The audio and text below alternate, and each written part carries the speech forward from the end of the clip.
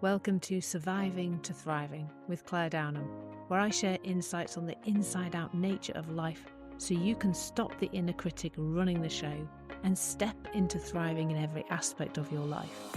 I hope you find this episode helpful.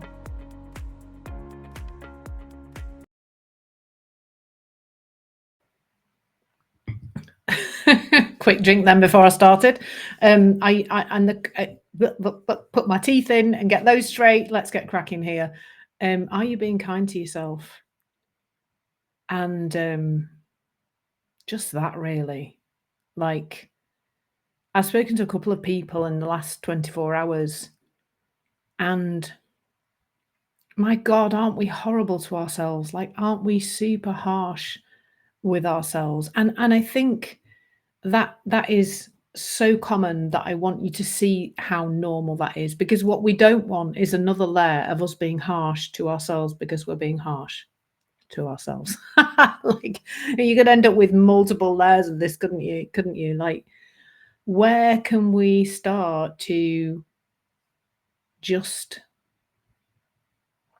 see the truth of ourselves and see how we operate so that we're not so harsh on ourselves? Let me kind of dive into this a little bit further now. So the way you behave, the way everybody behaves, because this session may help you to be kinder to yourself. It may also help you to be kinder and more compassionate to the people around you, because that's also quite cool. Makes your life an awful lot nicer, and makes your relationships better and all that kind of thing. But let's just start with an understanding of ourselves. There is this sense that I think is very prominent within, especially with high achievers, that we should be able to do everything right. Whether that's a piece of work, whether that's some health activity, whether it's losing weight, whether it's how we are with our children, how we are with our partners, it doesn't really matter what it is.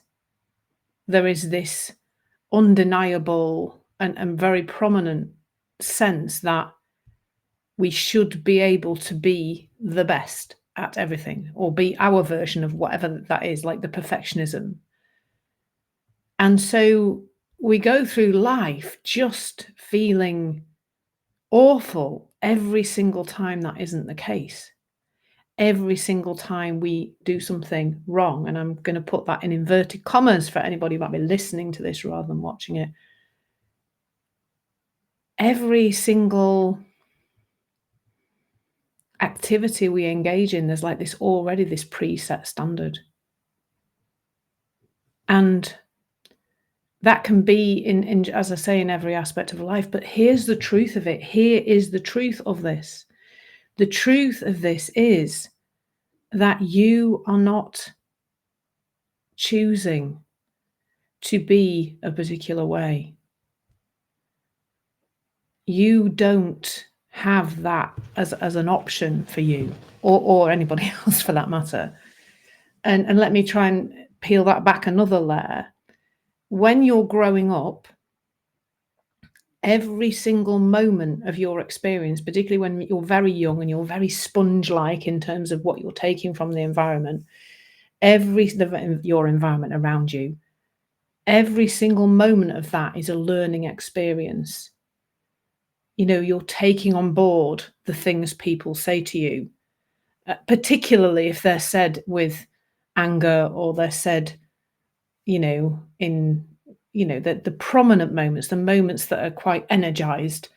We're going to take those on. We're going to learn things about us, and that system inside that little person is making everything mean something about them. So, absolutely, some of us have received criticism and, been told we're not good enough, etc., as children. But also, we've observed the world around us. So, for example, we might have observed our parents arguing about money, and then we start to make some meaning about what money is about and what does that mean for me. And money causes arguments, so perhaps I don't want to have money because that's causing rows around me, and I don't want to be don't want to live in that space, so I'll just like not be very good with money or get rid of money or whatever, not earn very much money, because I've experienced that money is something that causes problems. So that all these little bits and pieces of life are just like they're like lines of a program. Like, I'm not a programmer, but I kind of know what programming looks like. It's all gobbledygook to me, letters and symbols and numbers and etc. And so each of those experiences is like a line of a program being written within us. And that program, we don't need to poke around in the past or look at the past, but we can just go, oh, yes, I have a pre-written program. And of course, we go through life, and much of life, like I often say, like I didn't even know I had thinking. Like, I wouldn't have said, oh, I've got some thinking, and it's this kind of thinking or that kind of thinking. I just wouldn't have done that. It just doesn't make sense to me. However, that thinking was ruling the roost. For me, that thinking, especially the inner critical thinking, just put so much pressure on me to do more, always to do more, keep doing more, keep doing more, keep doing more, to the point of actually exhaustion and burnout, which was not pretty at all. So we've all got these programs, and it's a really good metaphor, because if I go to use my computer, like I'm using a particular software to stream across a couple of different platforms at the moment and record this, and I can't make this system do anything different to how it is working.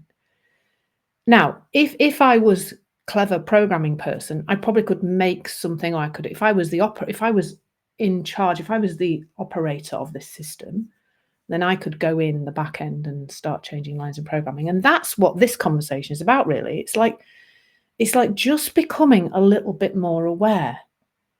Oh yeah, look, there seems to be a line of programming in me that kind of keeps creating this result.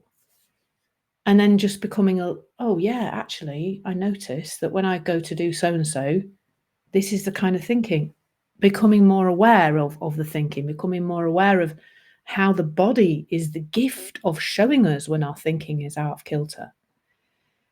And so through that exploration, through the exploration I take my clients on, we gradually start to go, oh yeah, actually, there's something to be seen here. There's something to, I can start to see. And through this sort of awareness raising process, we just become a little bit more questioning of that thinking. We become a little bit more aware of the tightness and the tension in the body that is showing us our thinking is a little bit out of kilter and probably, definitely out of, not trustworthy in that moment.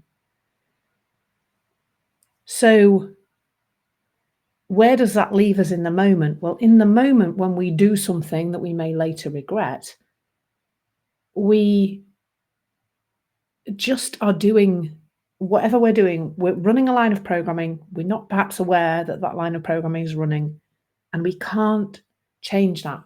Now, here's what I see then happens if people think they should have been able to do that is guilt arises, unkindness to ourselves arises, and that is an inside job. We're in ourselves going, oh God, you're rubbish, you aren't. You look at what you do. We're in the past. We're hanging about in the past, because the past is where guilt exists. You can't, you're looking at your past behavior and going, oh God, I should have been better. I should have done better. What's wrong with me? Blah, blah, blah. And we're in there, like, just feeling terrible. And the result of that is not us being out in the world putting things right. So let me take you through a little example that I think is quite helpful in terms of this. And we've all done this one. I know I'm not on my own. We snap at somebody we love. Somebody we love does something we're not happy about. I was a bit grumpy this morning, actually, and I had a bit of a go at Bruce. So, and, in the past, I would have been inside me going, oh God, you should know better by now. You're a spiritual teacher and you shouldn't be mardy with your other half, blah, blah, blah. And then I would feel terrible. These days, I see it. I see that in that moment, that was just what was arising. And so when Bruce came downstairs after the event, a few minutes later, I just said, "I'm sorry, darling. I was just really grumpy this morning. I don't know what's up." And then we hugged, and he apologized for the thing he'd done that I wasn't particularly happy about. And we made up, and we hugged and kissed, and it was all fine. Now, as I go on this journey, I see more and more that when I'm feeling discombobulated in my body, that perhaps that's not the best time to communicate with Bruce. I don't see it all the time. Sometimes I see it more often. Other days, when there's a strange Mars retrograde thing or something, I'm a bit more mardy. I was a bit mardy this morning, not sure why. But it doesn't really matter. Like, that's the thing to see, is that we can be in this place of seeing that we're creating it, that I am responsible for me snapping at Bruce. Nobody else is responsible for that. However,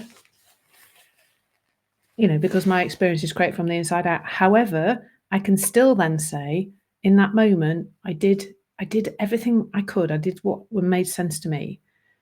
And then I can be out in the world going, oh, who have I upset? Where is there something to put right? Can I do this better next time? Of course, we kind of have that little bit of a say. But we do not need to be cruel to ourselves to do that. We do not need guilt to drive that. We honestly don't. Like, that is fruitless. It really is. And so that's an invitation, really. An invitation to see that you don't have to be mean to yourself you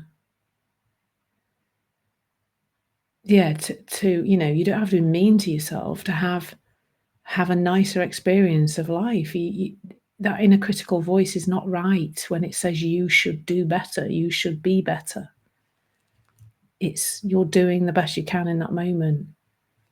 And I encourage you to look at that a little bit more deeply, to look at who you truly are as the awareness of that playing out, and to be just a little bit more kind and compassionate to yourself. So I hope that's been helpful. I hope that's not been too complicated. Of course, do let me know if I can help you out with this kind of conversation.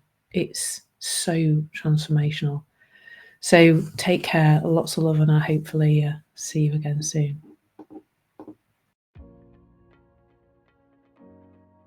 Thank you so much for spending this time with me on Surviving to Thriving. I hope this session has been helpful. If it resonated, I'd love for you to follow me and maybe share this episode with someone you care about. Until next time, be kind to yourself and trust your inner knowing.